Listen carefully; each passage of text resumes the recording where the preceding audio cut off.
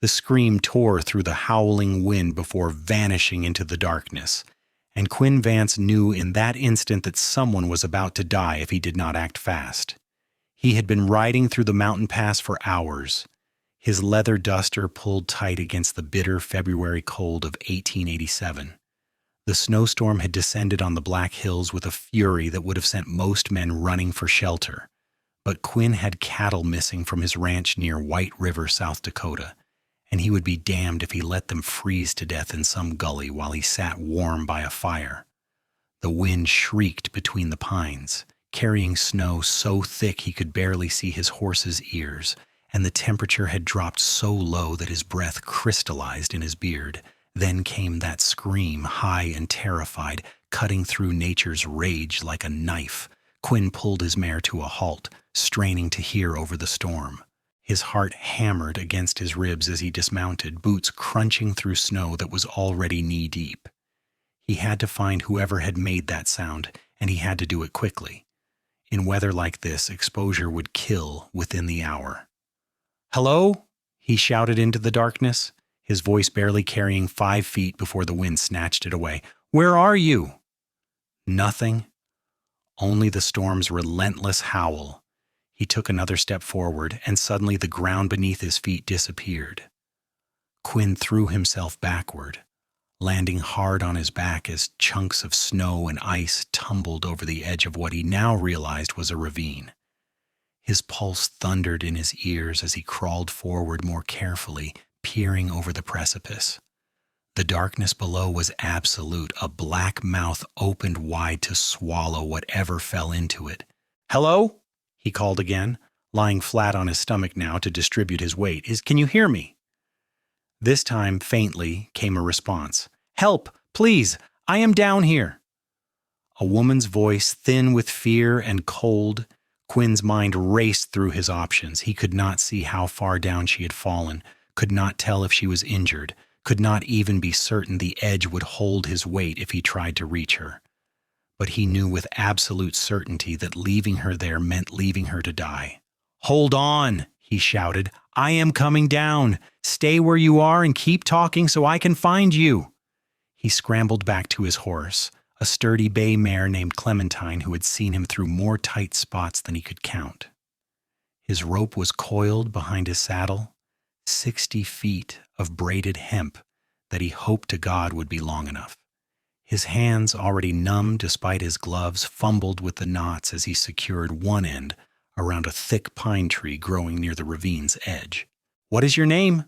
he called out as he worked, needing to keep her talking, needing to keep her conscious. "Scarlett," came the reply, stronger this time. "Scarlett Vaughn!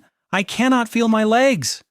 The panic in those last words sent ice through Quinn's veins that had nothing to do with the temperature. He tested the rope one final time, then wrapped it around his waist and over his shoulder in a repelling configuration his father had taught him years ago.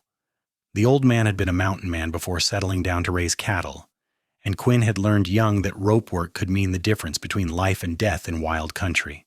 "Scarlett, I am Quinn Vance. I am coming down now. Keep talking." He backed over the edge, boots scrabbling for purchase against the icy rock face.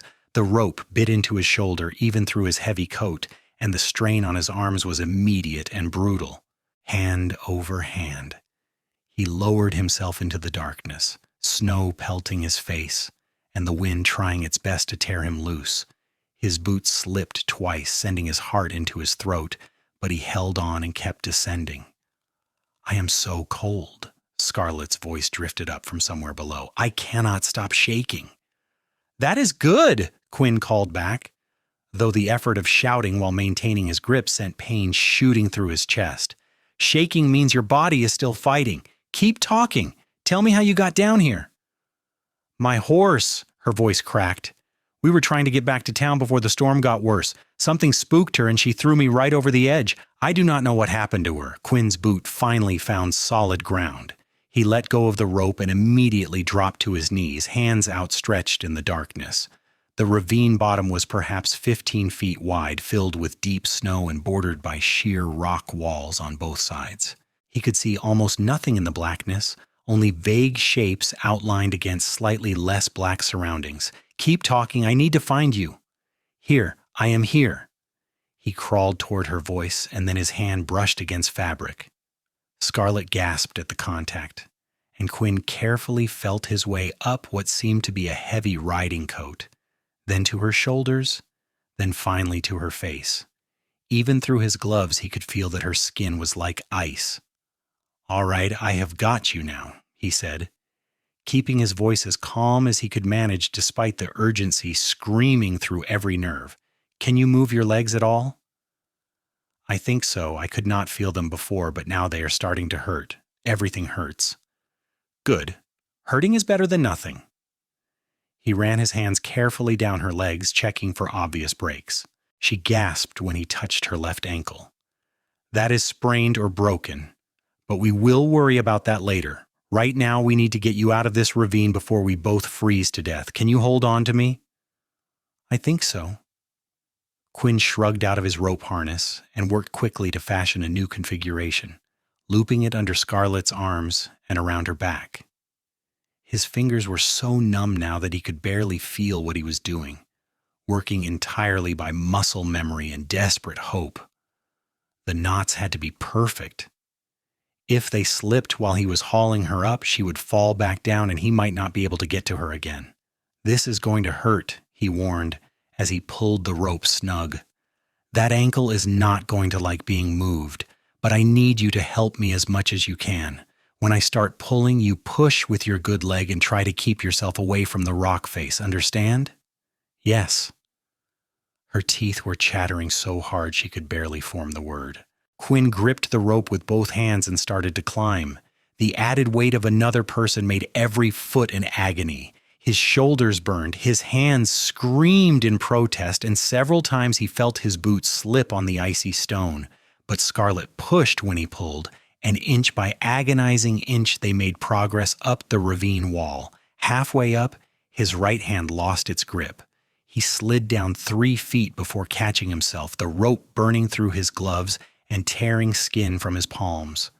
Scarlett cried out as she swung into the rock face, but Quinn held on through sheer stubbornness and fury at the storm, at the darkness, at the universe itself for putting this woman in danger. "Still with me?" he gritted out. "Still here." He resumed climbing. His arms had moved past pain into a strange numbness that he knew was dangerous. Frostbite was setting in, and if they did not find shelter soon, losing a few fingers would be the least of their worries. But the edge was close now. He could sense it, could feel the way the wind changed as they approached the open air. One final heave, and Quinn's hand closed on snow-covered ground. He hauled himself up and over, pulling Scarlett up behind him. They collapsed together in the deep snow, both gasping for breath that burned their lungs with cold. For a moment, Quinn simply lay there, unable to do anything but breathe and hurt. Then Scarlett started coughing, deep, racking sounds that shook her whole body. Quinn forced himself to his knees and gathered her up, carrying her toward where he had left Clementine. The mare was still there, thank God, head lowered against the storm, but waiting patiently as she had been trained to do. He managed to get Scarlett into the saddle, then climbed up behind her, pulling her back against his chest and wrapping his coat around them both as best he could. She was shaking uncontrollably now, and he knew he had to find shelter immediately. The storm showed no signs of letting up, and they were both on the edge of hypothermia. Quinn knew these mountains, had hunted and trapped through them since he was tall enough to hold a rifle. There was a line shack about 2 miles north, a small cabin that the cattlemen used during spring and fall roundups. If it was still standing, if he could find it in this storm, they might have a chance. He turned Clementine north and urged her into a walk. The mare pushed through the drifts gamely, seeming to understand the urgency. Quinn kept one arm wrapped around Scarlett, holding her upright in the saddle, while his other hand gripped the reins. He could barely feel either hand now, which terrified him more than he wanted to admit. "Stay awake," he said into Scarlett's ear. "Talk to me. Tell me about yourself." "So tired," she mumbled. "I know." but you have to stay awake. Where are you from?" "White River. My father runs the mercantile. I was delivering supplies to the Johnsons' homestead. Stupid. Should have turned back sooner." Quinn had seen the Johnson place on his rides, a small soddy about 8 miles from his own ranch. It had been ambitious to try making that trip with a storm coming in, but he could not fault her for trying. Homesteaders needed their supplies, and sometimes you had to gamble on the weather. "How old are you?" he asked, partly to keep her talking, partly because he found himself genuinely curious about this woman he could barely see. 22. "You?" 26. "Been ranching since my father died 3 years back. It is just me now, me and about 200 head of cattle that seem determined to wander off and die in the stupidest ways possible." That got a weak laugh out of her, which pleased him more than it should have. If she could still laugh, she was still fighting. They rode in silence for a time, Quinn straining his eyes through the snow for any sign of the line shack. Scarlett's shaking had subsided somewhat, which worried him. Shivering was the body's way of generating heat. When it stopped, it meant the body was giving up. "Scarlett, talk to me. What do you want to do with your life?" Strange question for a man to ask a woman he just met. Strange circumstances call for strange questions. She was quiet for a moment. "I want to run my own business. The mercantile is my father's, but I keep the books and do most of the ordering. When he is ready to retire, I want to buy it from him, make it mine." Quinn found himself smiling despite their situation.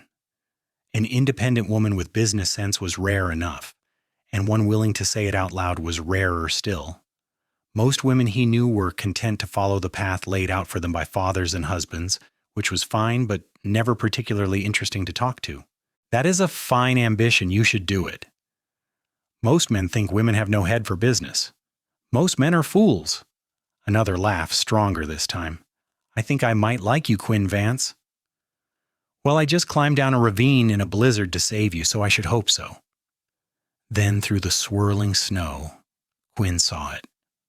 The line shack, little more than a dark shape against the white landscape, but unmistakably there. Relief flooded through him so intensely it made him dizzy. He guided Clementine up to the small structure and dismounted, catching Scarlett as she half fell from the saddle. The shack's door was frozen shut, and it took 3 solid kicks before it burst inward. Quinn carried Scarlett inside, kicking the door closed behind them to shut out the howling wind. The interior was pitch black and bitterly cold, but at least they were out of the wind. Quinn set Scarlett down as gently as he could, then fumbled in his coat pockets for matches. His fingers refused to cooperate, and it took 4 tries before he managed to strike one. The flickering light revealed a single room perhaps 12 feet square. A rough wooden bunk stood against one wall. A potbelly stove squatted in the corner, and shelves held a few canned goods and a lantern. Quinn lit the lantern with shaking hands, then turned his attention to the stove. Someone had left kindling and firewood stacked beside it, bless them. Quinn's numb fingers made starting the fire an exercise in frustration, but eventually he coaxed a flame to life and began feeding it larger pieces of wood. As the fire grew, warmth began to seep into the small space. Only then did Quinn get his first real look at Scarlett Vaughn. She was younger than her voice had suggested, with delicate features framed by dark hair that had come loose from its pins and now hung in wet tangles around her face. Her riding clothes were expensive, he noticed, well-made wool and leather that had probably cost more than he made in a month. Her face was pale as death, her lips tinged blue, and when she tried to stand, her left leg buckled under her. Quinn caught her before she fell. "Easy now, let me look at that ankle." He helped her to the bunk and carefully removed her boot. She hissed in pain as he examined the injury. The ankle was already swelling badly, but Quinn did not think it was broken. A bad sprain, most likely, which would still be painful as hell, but at least she would heal without needing a doctor to set bones. "It is not broken," he said, "but you're going to need to stay off it for a while." "I cannot stay here. My father will be worried sick." "Your father will understand that you survived a blizzard.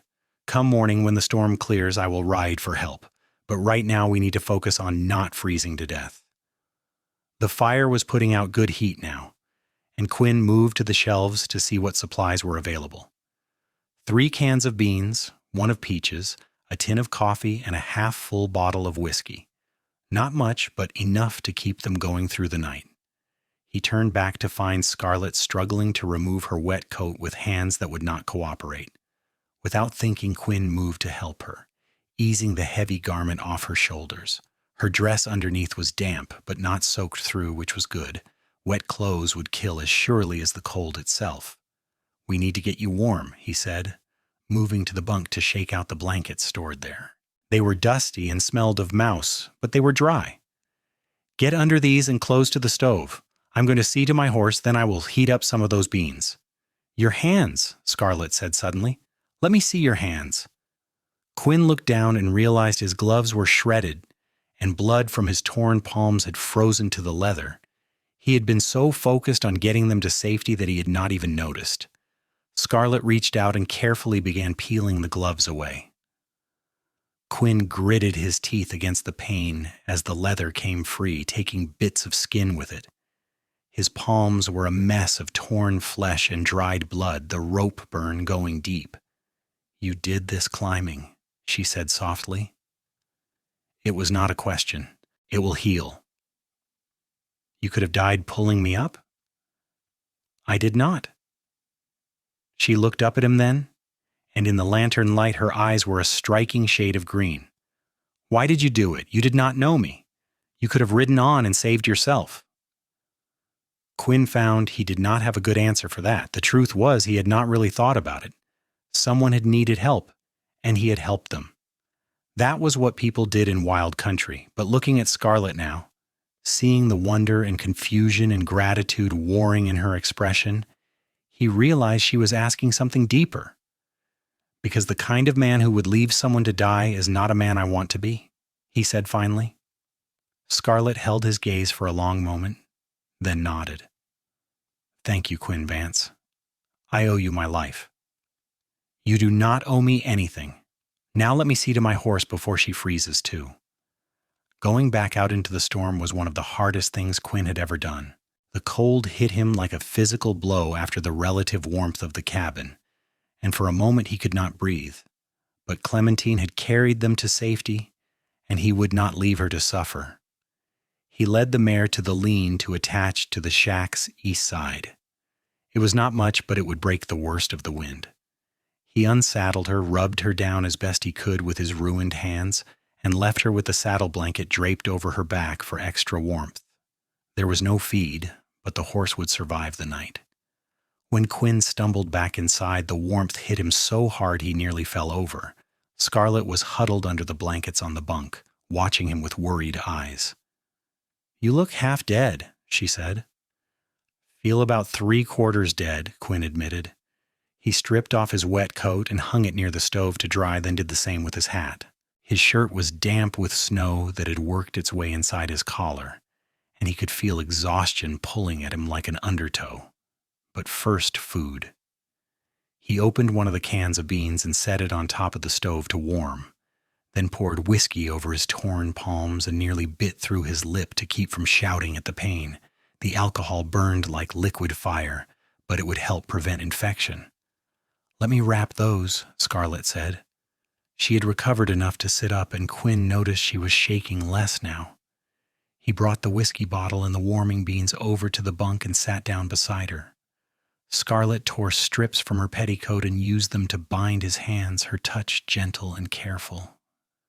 Quinn watched her face as she worked, noting the fine bone structure, the determined set of her jaw, the way she bit her lower lip when she concentrated. She was beautiful, he realized, though that seemed like an inadequate word for whatever quality she possessed. "There," she said when she finished. "That should hold until we can get proper bandages. You have a gentle touch. Ever think about becoming a nurse? I hate blood. Makes me queasy." "Well, you're doing fine with mine." "That is different.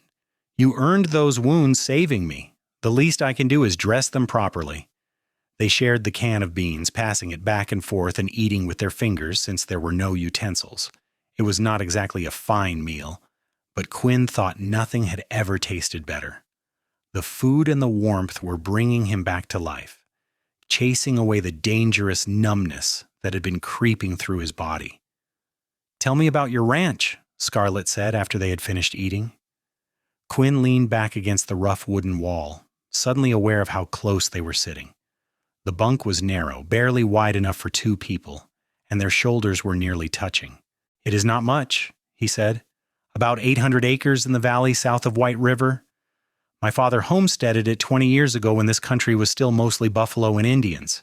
He built it up slow, adding cattle and land as he could afford it. When he died, he left it all to me." "No other family?" "My mother died when I was 12. Fever took her one winter, and there was not a damn thing anyone could do about it. After that, it was just me and my father until he got kicked in the head by a horse 3 years back. Died instantly." "I am sorry." Quinn shrugged, though the pain of those losses still sat heavy in his chest. "Ranching is hard work and dangerous. My father knew the risks. So do I." "Do you ever get lonely, out there by yourself?" The question caught him off guard. Most people did not ask things like that, preferring to stick to safe topics like weather and cattle prices. But there was genuine curiosity in Scarlett's voice, not pity or judgment. "Sometimes," he admitted. "The work keeps me busy enough during the day, but the nights can be long. I have been thinking about hiring on some help come spring, but good ranch hands are hard to find. Most of the young men around here are more interested in mining gold than punching cattle." "The gold rush is mostly over, though. The easy color is all played out." Try telling that to the hopeful fools still heading into the Black Hills. They will break their backs and their spirits chasing dreams of striking it rich, and most will end up with nothing to show for it but debt and regret. Scarlett smiled. "You sound like my father. He says the only people making real money from the gold rush are the merchants selling supplies to the miners." "Your father is a wise man." The wind howled outside, rattling the shack's walls and whistling through gaps in the rough boards. The fire crackled in the stove, throwing dancing shadows across the small room. Quinn realized he should probably sleep on the floor to give Scarlett the bunk, but exhaustion had settled into his bones like lead weight, and he found he could not quite make himself move. "Tell me about the mercantile," he said instead. "What is it like running a business in White River?" Scarlett's face lit up when she talked about the store. She described the careful balance of keeping inventory stocked without tying up too much money in goods that might sit on shelves for months. She talked about extending credit to homesteaders who had hit hard times, knowing some of them might never be able to pay, but doing it anyway because that was what neighbors did. She explained her system for tracking orders and deliveries, her plans for expanding the dry goods section, her dream of eventually adding a small lending library to draw more women into the store. Quinn found himself fascinated. He had been to Vaughn's mercantile many times, but he had never thought about the business side of it. Hearing Scarlett talk, he realized she had a mind for numbers and strategy that would put most men to shame. "Your father would be a fool not to sell you that store when the time comes," he said. "He will. He promised me when I turned 18 that if I proved I could handle the responsibility, the business would be mine someday. I have been proving it every day since." "I believe you." They fell silent, and Quinn became acutely aware of the warmth of her body next to his, the faint scent of lavender that clung to her despite the ordeal of the night. His heart was beating faster than it should be, and he wondered if she could hear it in the quiet cabin. "Quinn," Scarlett said softly, "why are not you married? A man with a ranch needs a wife." "Never found one who wanted to put up with me, I suppose. Ranching is hard on women. Long hours, isolation, never knowing if your husband is coming back from checking the herd or if he is lying dead in a draw somewhere with a broken neck. It takes a special kind of strength." "You make it sound terrible." "It can be, but it can also be beautiful. Watching the sunrise over your own land, knowing every fence post and water tank represents something you built with your own hands, seeing new calves in spring, healthy and strong, riding out on a clear day when you can see for miles and it all belongs to you. There is freedom in that, even with all the hardship. Scarlett was quiet for a moment. I think I understand. The mercantile is like that for me. It is mine in a way nothing else is. When I'm working there, I'm not somebody's daughter or someone's potential wife. I am just me, and that is enough. Quinn turned to look at her and found she was already looking at him. The lantern light caught in her green eyes, making them seem to glow. Without quite meaning to, he reached up and brushed a strand of damp hair back from her face. She did not pull away. "We should sleep," he said, his voice rougher than he intended. "We both need rest." "Will you stay here, on the bunk? I do not think I can bear being alone after today." It was probably not proper. If anyone found out, Scarlett's reputation would suffer, but Quinn found he did not care. They had both nearly died, and if she needed comfort, he would give it to her. "I will stay," he said. They arranged themselves on the narrow bunk. Quinn lying on his back with Scarlett curled against his side, her head resting on his shoulder. He pulled the blankets up over them both and tried to ignore how right it felt to hold her like this, as if they had been doing it for years instead of hours. "Quinn?" Her voice was drowsy now, sliding towards sleep. "Yes? I'm glad you were the one who found me." "So am I."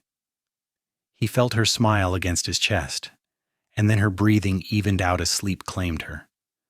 Quinn lay awake longer, listening to the storm rage outside and the fire crackle in the stove, marveling at the strange turn his life had taken.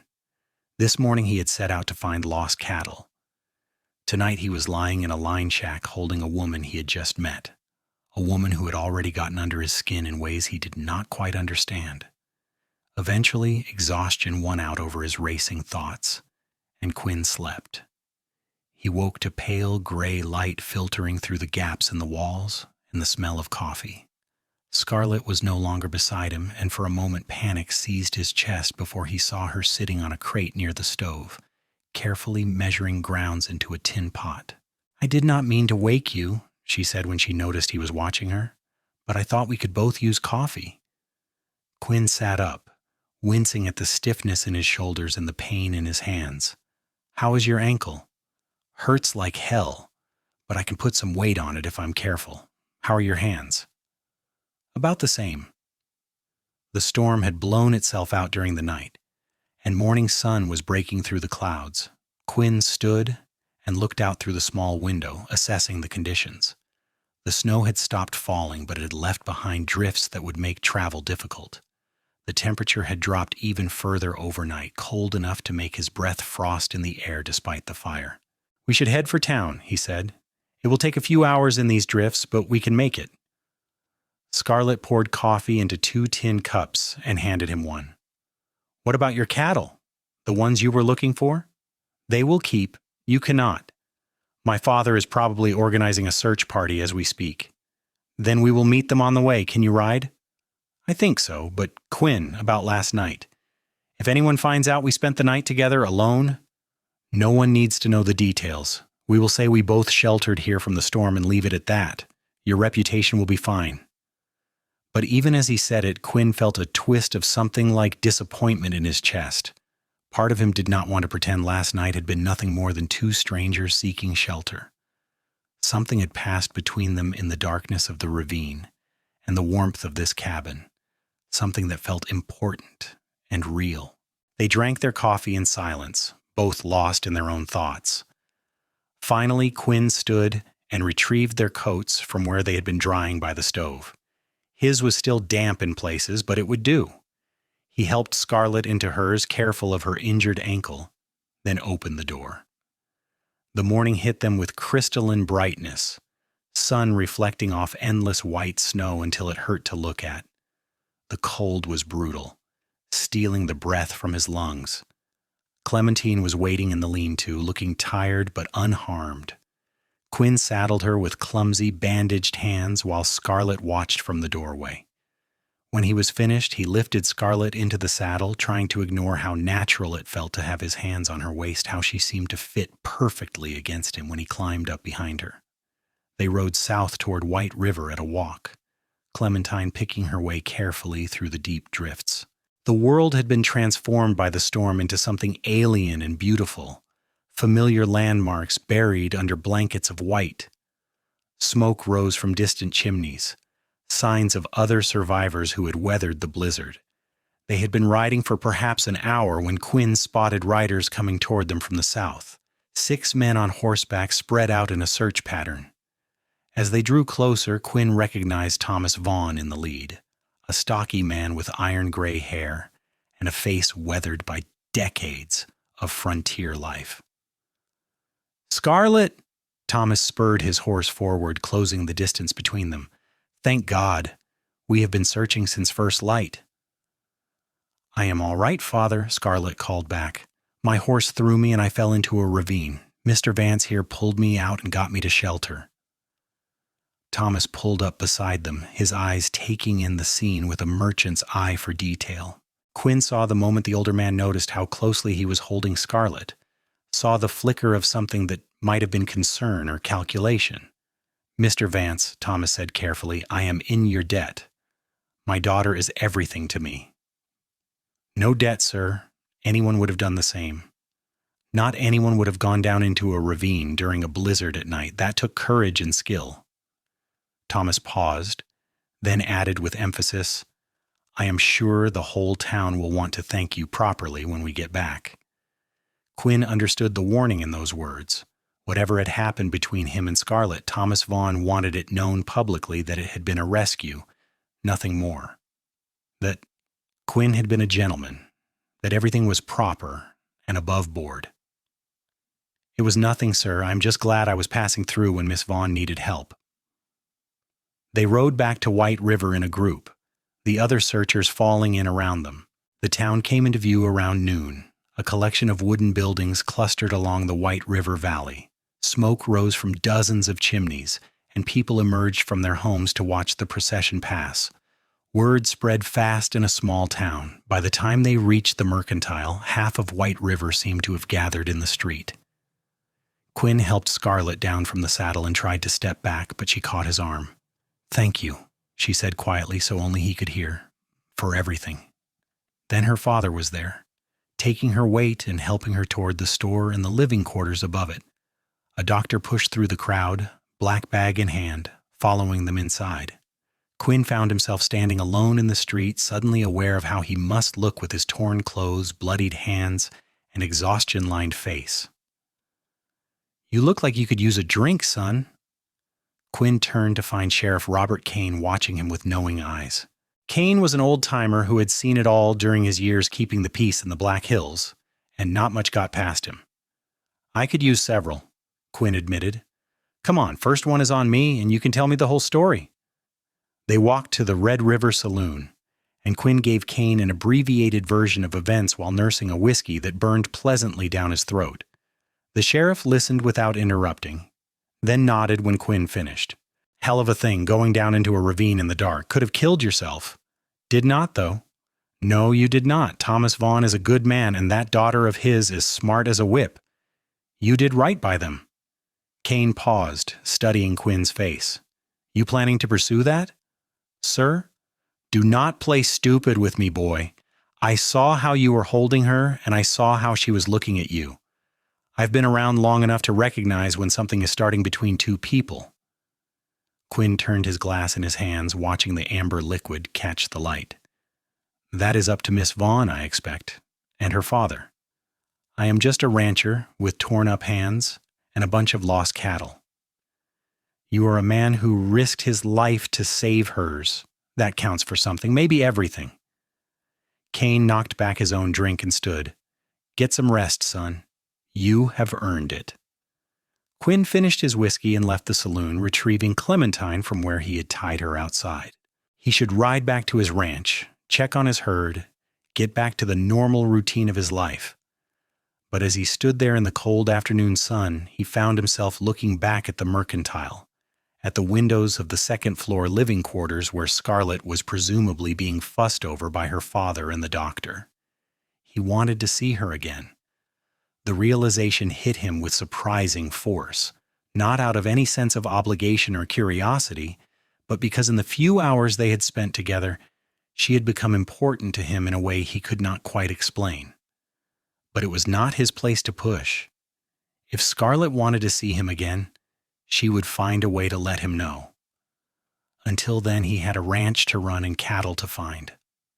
Quinn mounted up and turned Clementine north, riding out of town without looking back. The next few days passed in a blur of work. Quinn found most of his missing cattle huddled in a box canyon 5 miles from his home place, cold but alive. He spent long hours riding fence lines, checking water tanks, and making repairs that had been put off for too long.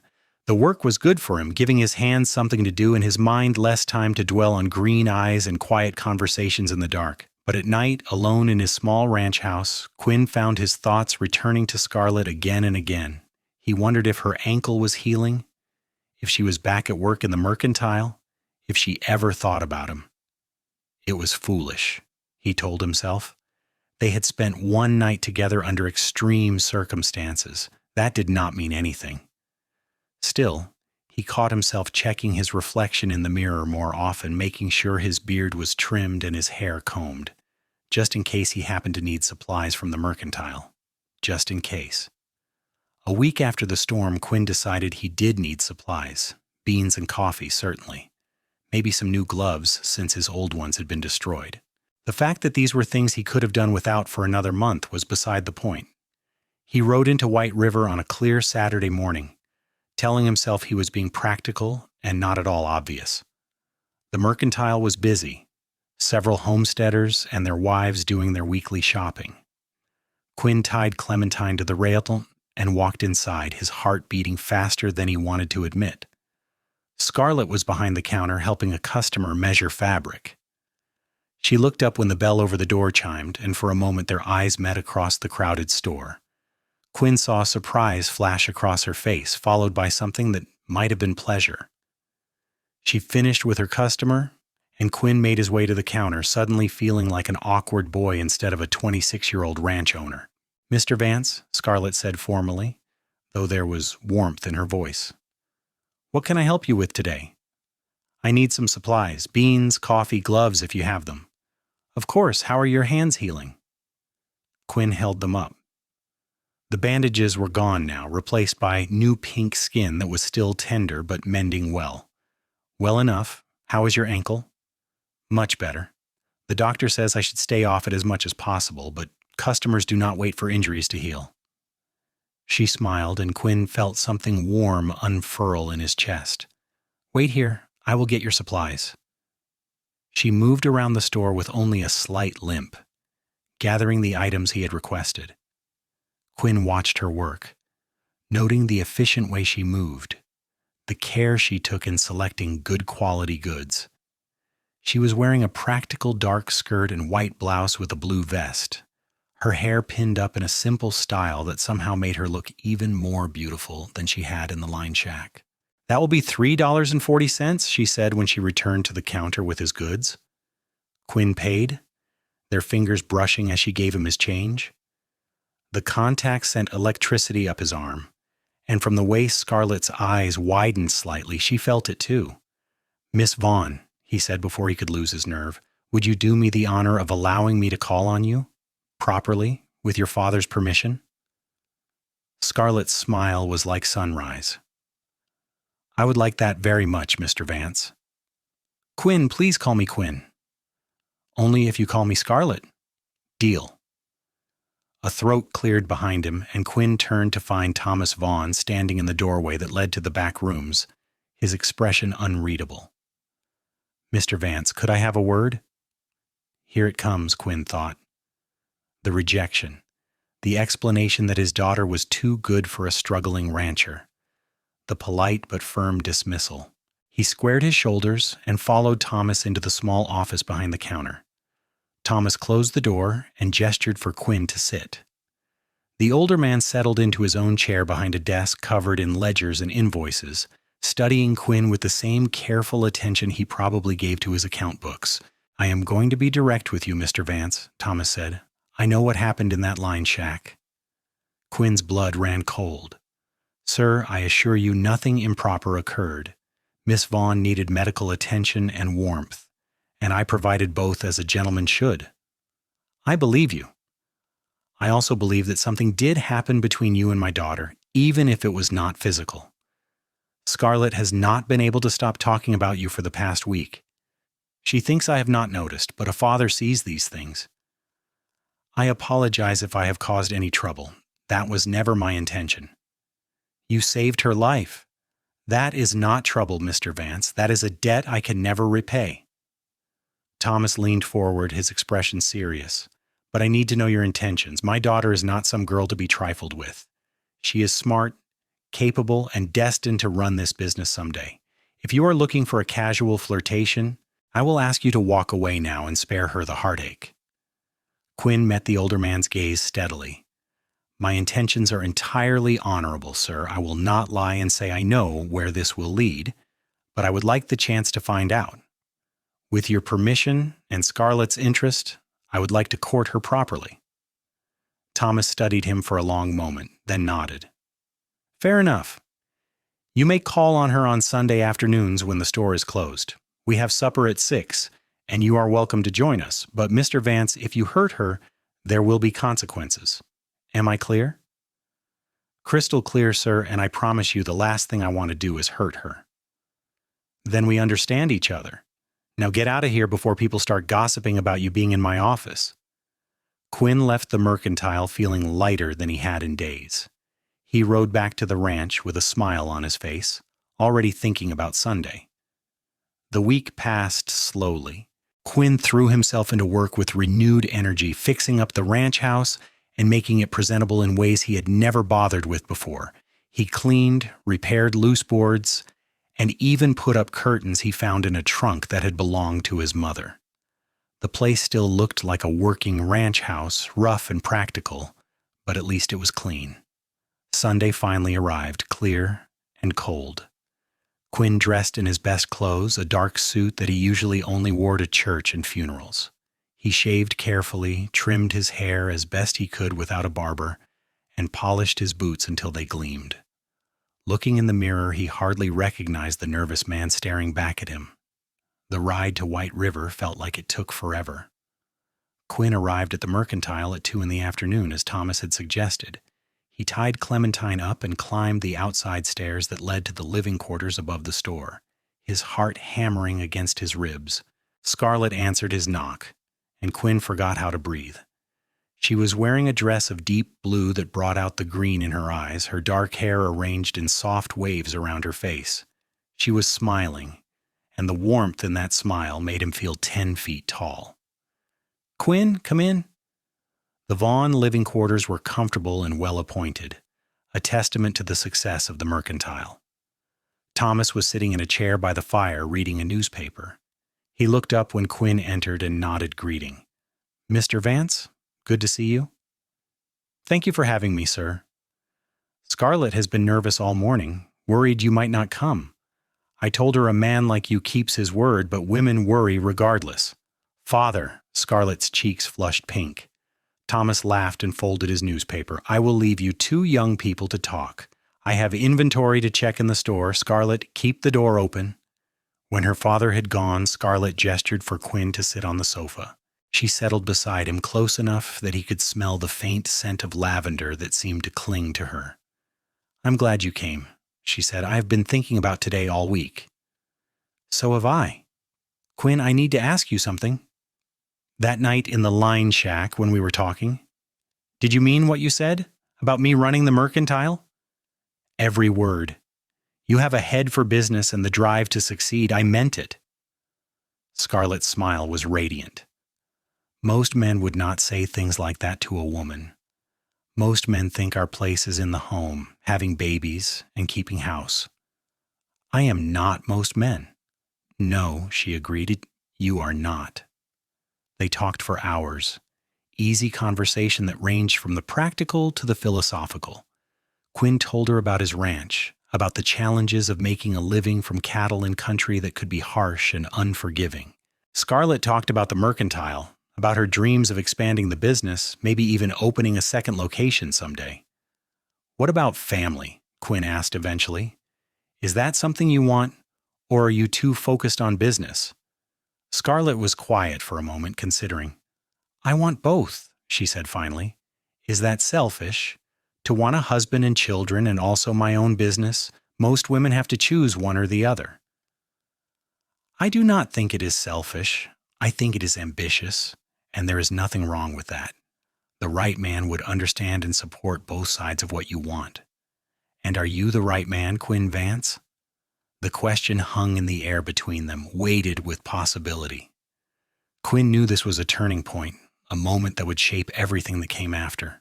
I would like to be, he said honestly. I'm not a rich man, and ranching is hard work that does not always pay off, but I'm honest. I work hard, and I keep my promises. If you gave me the chance, I would do everything in my power to make you happy. Scarlett reached out and took his hand, careful of the still healing skin on his palms. That night in the ravine, when I was falling, I thought I was going to die. I thought that was it, my life over before I had really lived it. Then I heard your voice in the darkness, and you climbed down to save me. Do you know what I thought then? Quinn shook his head, not trusting his voice. I thought, whoever this man is, he must be someone special, someone brave and good. And then when we were in the cabin talking, I realized you were even better than I first thought. You listened to me, really listened, like my thoughts and dreams mattered. That is rare, Quinn, rarer than you might think. Your thoughts and dreams do matter. They matter to me. Scarlett leaned closer, and Quinn's breath caught. Her green eyes were inches from his, searching his face for something he hoped she would find. I think I'm falling in love with you, she whispered. Is that crazy? To fall for someone after only knowing them for a week? If it is crazy, then I am crazy too, because I have not been able to stop thinking about you since that night. He cupped her face gently with his bandaged hand, and she turned into the touch like a flower-seeking sun. When he kissed her, it felt like coming home to a place he had never been, familiar and new all at once. She tasted like the tea she had been drinking, sweet and warm. And when her hand came up to rest on his chest, he could feel his heart racing under her palm. They broke apart when they heard footsteps on the stairs. Thomas cleared his throat loudly before entering, giving them time to compose themselves. If he noticed Scarlett's flushed cheeks or Quinn's slightly dazed expression, he was polite enough not to comment. Supper will be ready in an hour, Thomas announced. Mr. Vance, you're staying? If the invitation still stands, sir, I would be honored. Supper was a lively affair. Thomas proved to be an excellent cook, and the meal of roasted chicken, potatoes, and vegetables was the best thing Quinn had eaten in weeks. The conversation flowed easily, Thomas asking about Quinn's ranch and nodding approvingly at the answers. By the time dessert was served, Quinn felt like he had passed some kind of test. He left as the sun was setting, but not before Scarlett walked him down to where Clementine was tied. Come back next Sunday, she asked. It's every Sunday, if you will have me. I will have you. She kissed him again, quick and sweet, then disappeared back up the stairs before her father could see. Quinn rode home with a smile that refused to fade, already counting the days until Sunday. The courtship progressed over the following months with a sweetness that surprised them both. Every Sunday, Quinn rode into White River to call on Scarlett, and every Sunday he fell a little more in love with her. They talked about everything and nothing, discovering shared passions and gentle disagreements that made life interesting. Thomas warmed to Quinn gradually, eventually inviting him to stay for supper without being asked, treating him more like family than a suitor. By June, Quinn knew what he wanted. He had known it for weeks, if he was honest with himself, but he wanted to do things properly. He needed to ask Thomas for permission, needed to be sure Scarlett would say yes, needed to have something worthy to offer her. He spent a week's wages on a ring, a simple gold band with a small diamond that the jeweler in Rapid City assured him was of good quality. It was not much, but it was all he could afford, and he hoped it would be enough. On a warm Sunday in late June, Quinn asked Thomas if he could speak with him privately. The older man's eyes twinkled with what might have been amusement, but he led Quinn into the office without comment. "I am guessing I know what this is about," Thomas said when they were alone. "Sir, I would like your permission to marry your daughter." "That is what I thought." Thomas sat back in his chair, studying Quinn with the careful attention he brought to every important decision. "You are a good man, Quinn Vance. You have proven that time and again, but marriage is about more than being good. It is about partnership, about working together through good times and bad. My Scarlett is headstrong and ambitious. She is going to want things that a lot of men would not be comfortable with. Can you handle that?" "I do not want to handle it, sir. I want to support it. Scarlett should have everything she wants, including that mercantile. If we marry, I would never ask her to give that up." Thomas smiled, and it was the first genuine smile Quinn had seen from the older man. "Then you have my permission and my blessing. Welcome to the family, son." Quinn found Scarlett in the living room pretending to read a book, but clearly too nervous to focus. He knelt beside her chair, pulling the ring box from his pocket. "Scarlett Vaughn, I know we have not been courting long, but I'm more certain of this than I have been of anything in my life. You are brilliant and beautiful and brave, and I want to spend the rest of my days trying to deserve you. Will you marry me?" Tears spilled down Scarlett's cheeks as she nodded. "Yes, yes, of course, yes."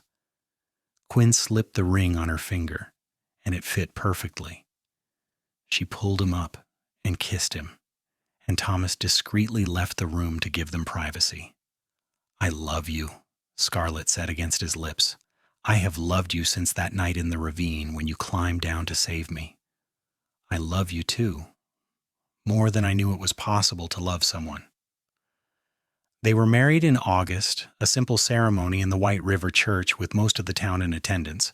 Scarlett wore a dress of white lace that made her look like an angel, and Quinn wore his best suit and the biggest smile anyone had ever seen on his normally serious face. They exchanged vows in front of God and the community, promising to love and cherish each other through whatever life might bring. The reception was held in the mercantile, which Thomas closed for the day. There was music and dancing and more food than anyone could possibly eat. Sheriff Kane gave a toast that had everyone laughing, and Thomas gave a speech that had half the women in town crying. But through it all, Quinn only had eyes for his bride, for the woman who had somehow become his entire world. They spent their wedding night at the ranch house, which Quinn had worked hard to make comfortable. Scarlett stood in the center of the main room, looking around at the home that was now hers, and smiled. "It is perfect," she said. "It is rough, needs a lot of work. It is ours. That makes it perfect." They made love that night with a tenderness born of genuine affection and desire, learning each other's bodies the way they had learned each other's minds and hearts. Quinn marveled at the trust Scarlett showed him, the way she gave herself fully without reservation.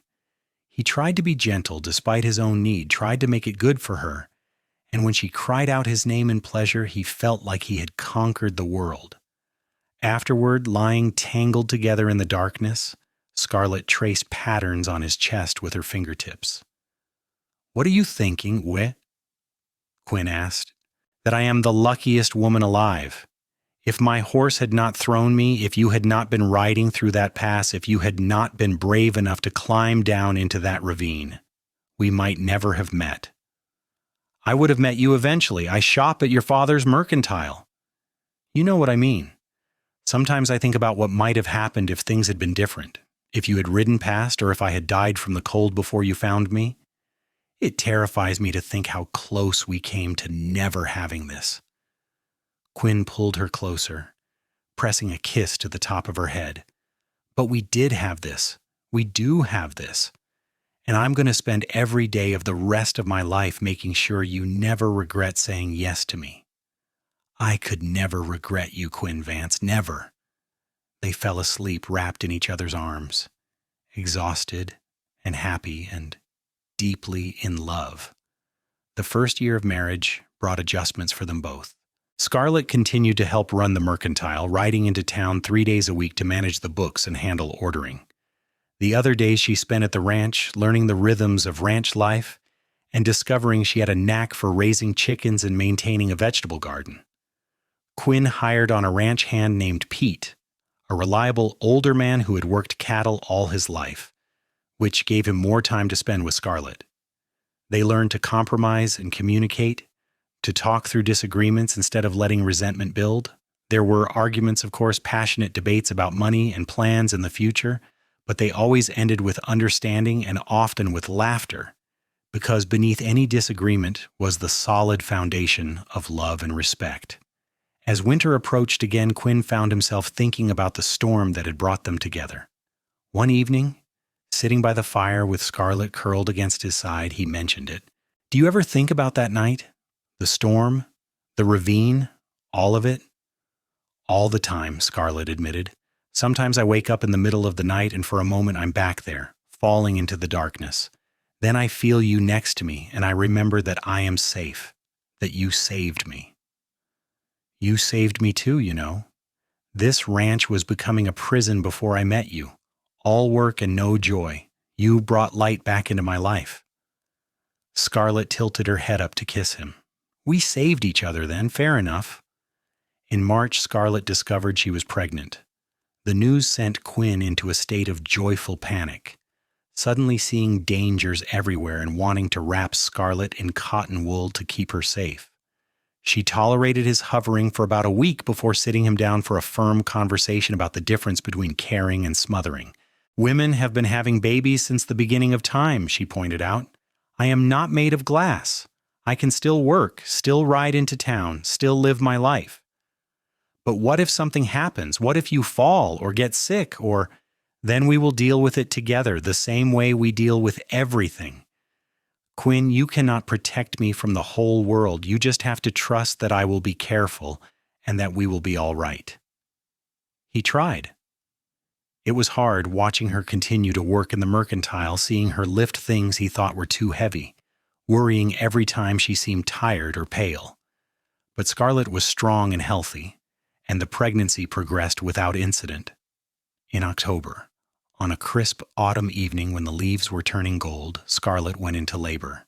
Quinn rode for the doctor in White River while Thomas stayed with his daughter, and by the time they returned, Scarlett was well into her contractions.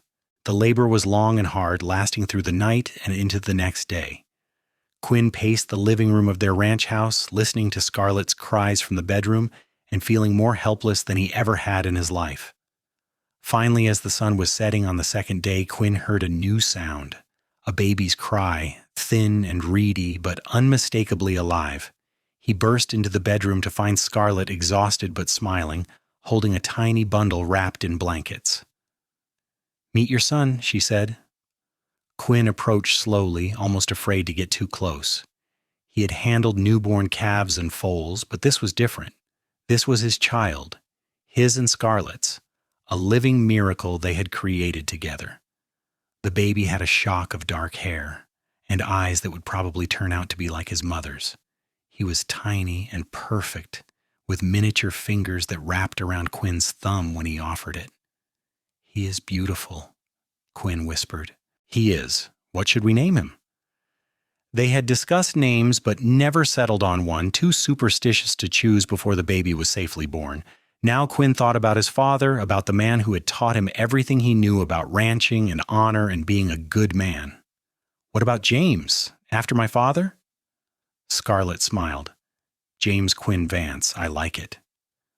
Little James proved to be a healthy baby with a good appetite, and his mother's determination. The first few months were exhausting, filled with sleepless nights and constant worry, but also with moments of pure joy. Quinn discovered he loved being a father, loved watching his son grow and change, loved the way Scarlett looked holding their baby. Scarlett went back to work at the mercantile when James was 3 months old, bringing the baby with her and keeping him in a cradle behind the counter.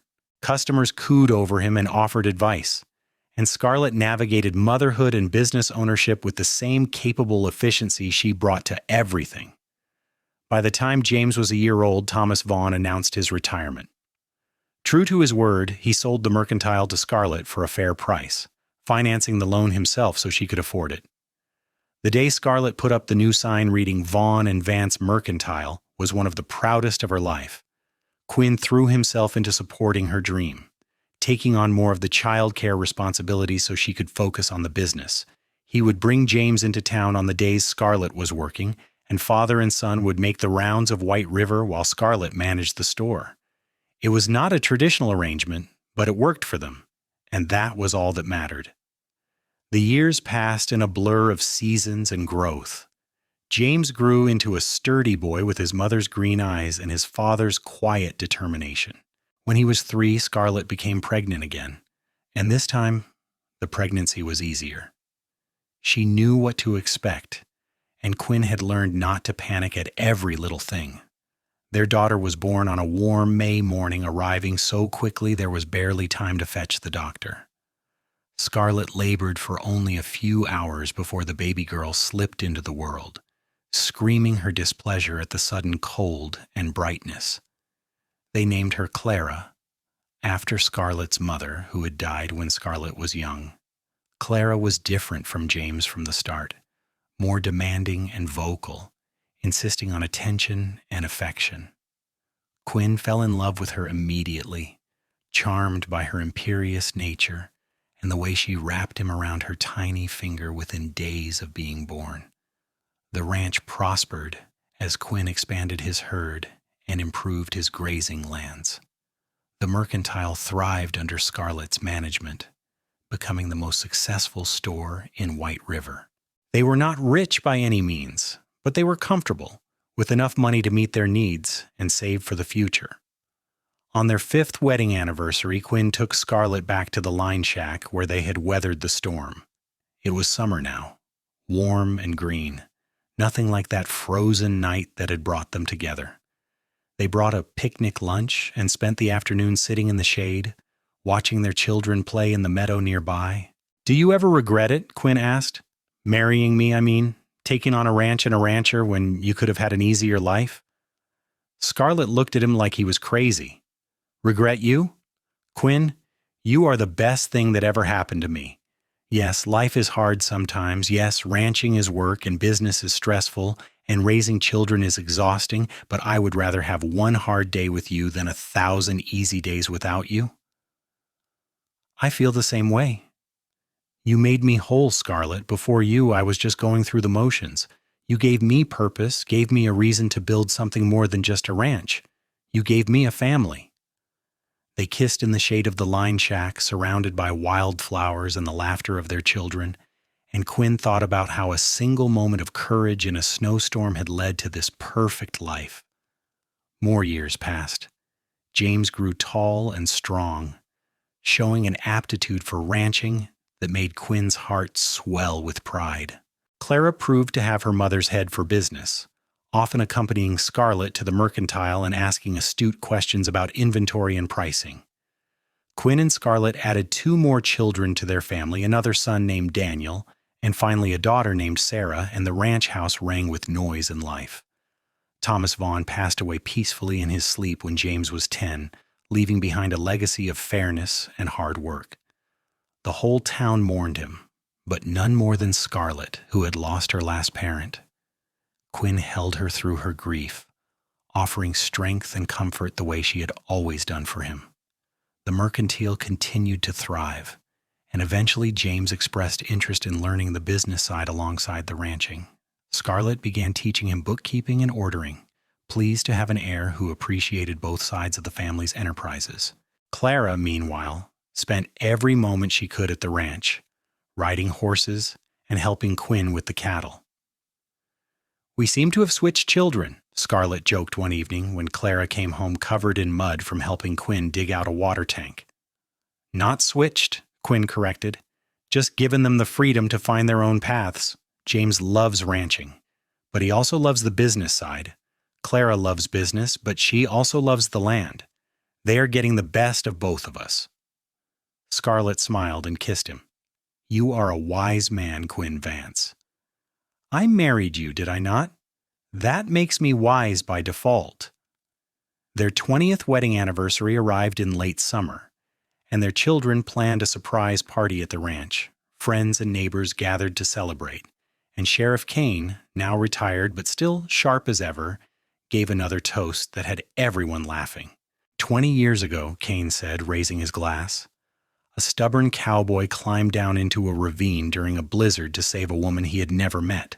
Some folks said he was crazy, risking his life like that, but Quinn Vance knew something the rest of us did not. He knew that some risks are worth taking, that some people are worth saving, that sometimes love finds you in the darkest, coldest places, and all you can do is hold on tight and not let go.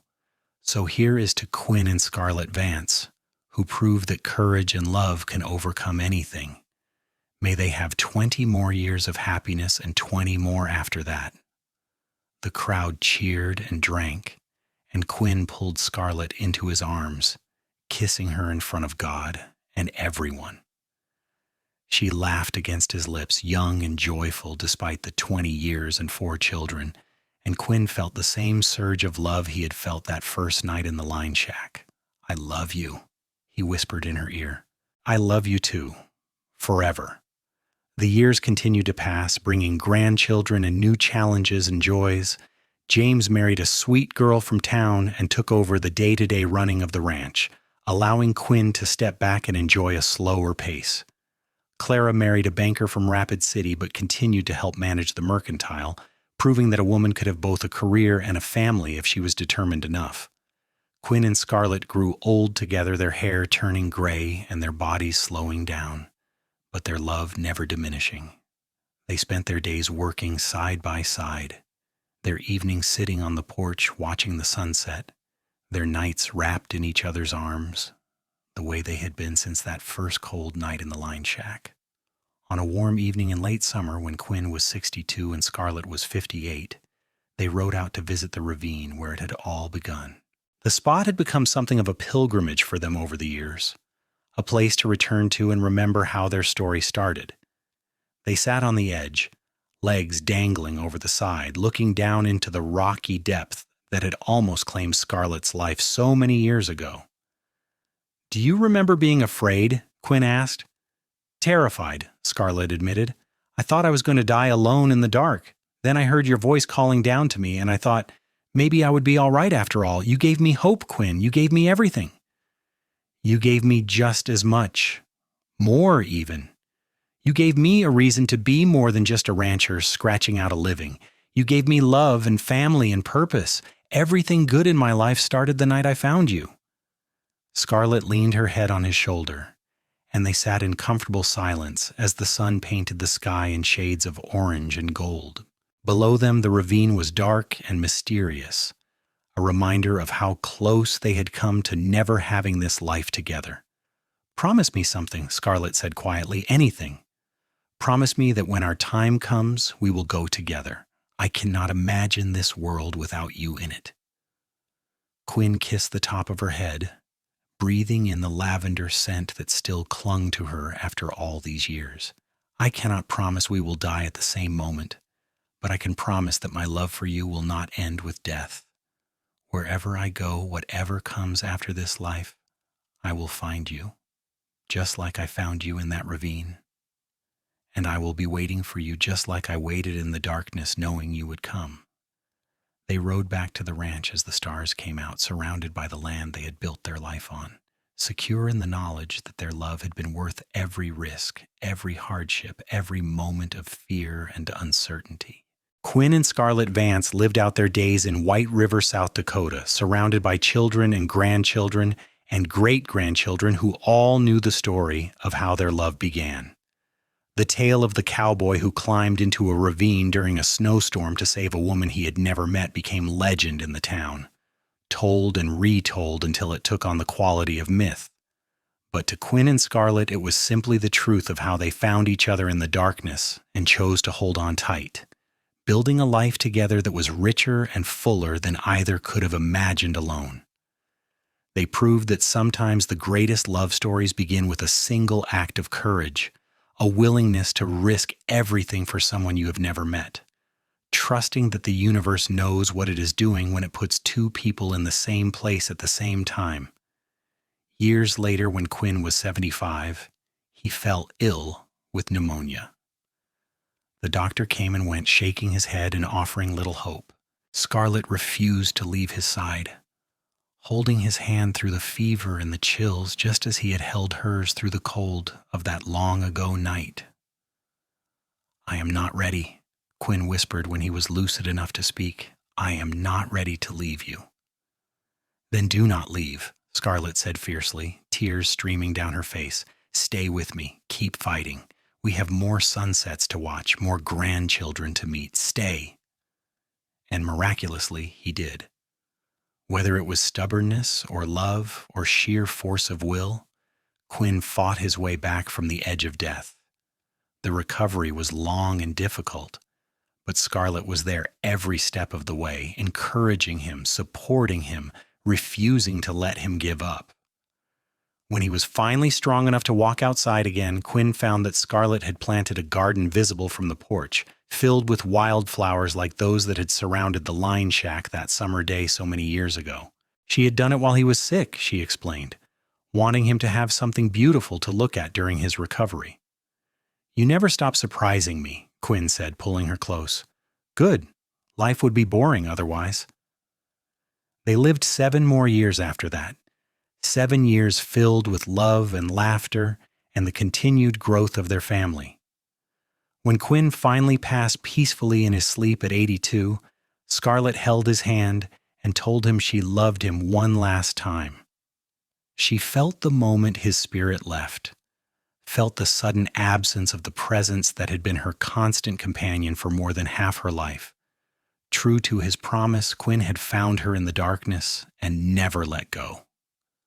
And true to hers, Scarlett had been waiting, knowing he would come. Their love story, which had begun in a ravine during a snowstorm, had endured through decades and hardships, proving that sometimes the most powerful force in the world is simply 2 people choosing each other, day after day, year after year, until death and beyond. Scarlett followed her husband 3 months later, passing quietly in her sleep with a smile on her face. The town buried them side by side in the White River Cemetery, under a stone that read simply, "Quinn and Scarlett Vance." He saved her in the darkness, she brought him into the light. Their children and grandchildren continued the legacy they had built, running the ranch and the mercantile with the same dedication and love that had characterized Quinn and Scarlett's lives. And on cold winter nights, when storms rolled through the Black Hills and snow piled deep in the mountain passes, the people of White River would tell the story of the cowboy and the woman in the ravine, of how love could be found in the most unlikely places, and how courage and compassion could change not just 2 lives, but generations to come. The line shack still stood in the mountains, a monument to that fateful night. Over the years, it became a destination for young couples seeking to capture some of the magic of Quinn and Scarlett's love story. They would visit on clear summer days, reading the words carved into the door frame by Quinn himself during one of their anniversary visits. "Here we found shelter from the storm and love that lasted a lifetime." And so the story lived on, passed down through generations, a reminder that sometimes the greatest love stories are the ones that begin with a simple act of courage, a willingness to climb down into the darkness to save someone in need, trusting that what you find there might be worth the risk.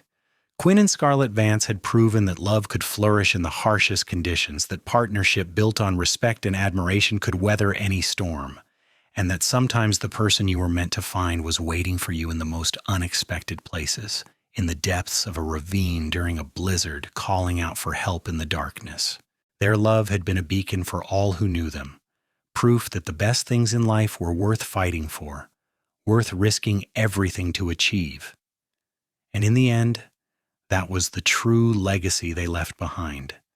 Not just the ranch or the mercantile or even their many descendants, but the example of what love could be when 2 people committed fully to each other, choosing partnership over pride, compassion over selfishness, and love over fear every single day until their last breath and beyond into whatever waited after.